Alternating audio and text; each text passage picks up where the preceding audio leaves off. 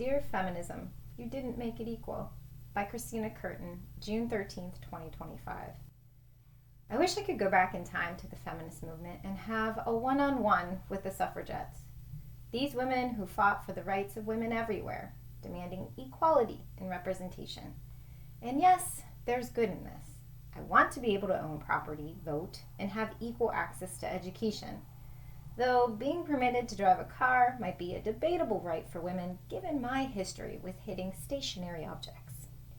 Joking aside, I just wish a Margaret or Esther would have paused and asked, wait, is this what all women want?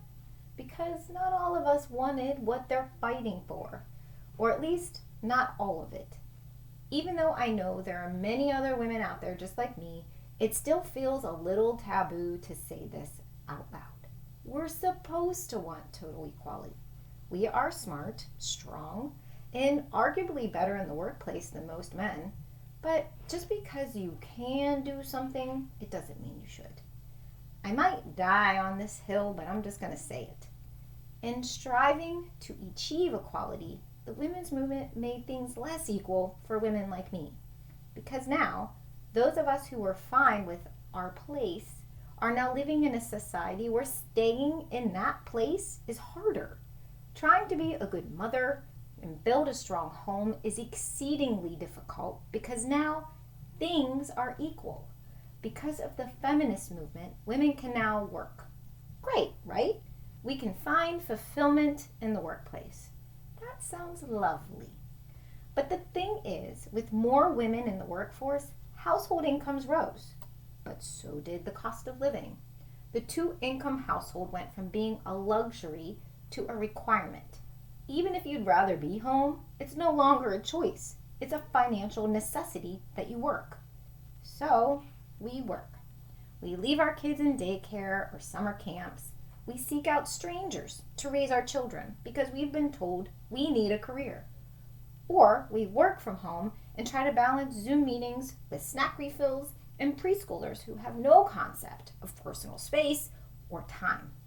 We are split between work and home and left to feel like a mediocre mother and a mediocre employee because you can't be great at both at the same time. And just because we are now in the workplace, that doesn't mean our home stops needing us. Laundry still needs done. Windows still need cleaned. The house didn't get a magical fairy to take care of it. That fairy is us. All the things we did before equality are still there, plus then some. So now the scales aren't balanced. They're freaking overloaded. We're doing more, juggling more. The stress, the guilt. It's not equal. Sure, not all women feel this way. Some don't want kids. Some thrive in their jobs and love it. That's totally fine. But what about the rest of us? The women who simply want to be at home. Our place, as it used to be called. Our place to raise a family, to create memories, to create a solid foundation for our children so they grow up strong, centered, and loved. I know it's controversial to say, but I believe a part of what's missing in society today is the consistent presence of mothers in the home. The nurturing we can provide, the attention, the calm. When we're split, something is missing. If more mothers could be home with their children without the added stress of work, maybe the world would look a little different.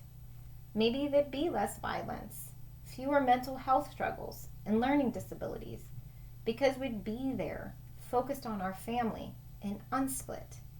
We wouldn't be spending our days away from the lives we were given to shape.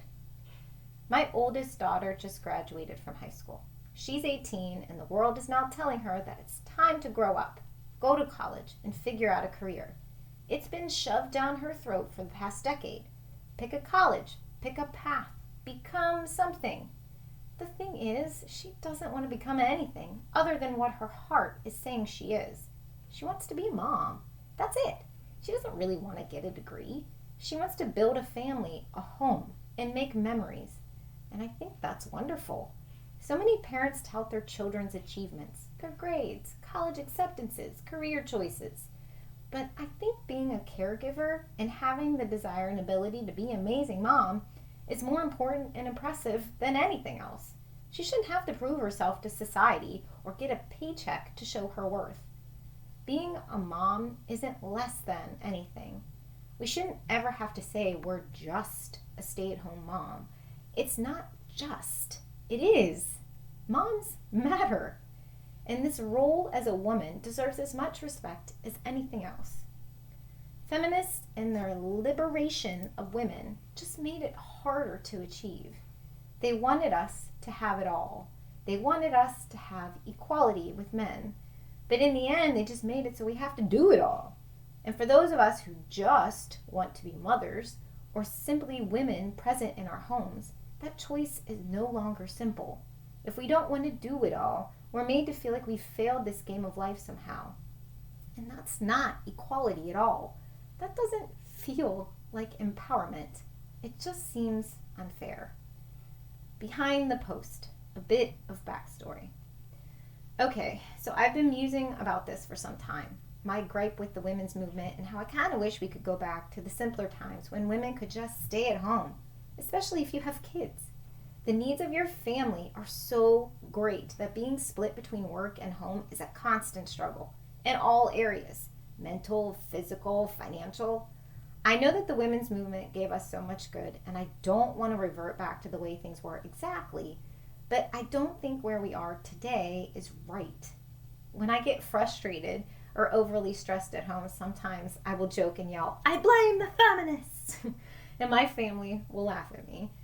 It helps to place blame on someone when you feel pulled in too many directions. I joke, but I do know I have a lot to be thankful for thanks to the Margarets and Esthers out there. Sometimes I just wish career equality was left alone. Let the men work. Let them go out and kill woolly mammoths or whatever, while we stay back in the cave, keeping the feral children alive. I think I'd be good with that. And that's it for today, my friends. Thanks for listening to my blog. And remember, the chaos is temporary, unless it's glitter. Damn glitter will be there forever.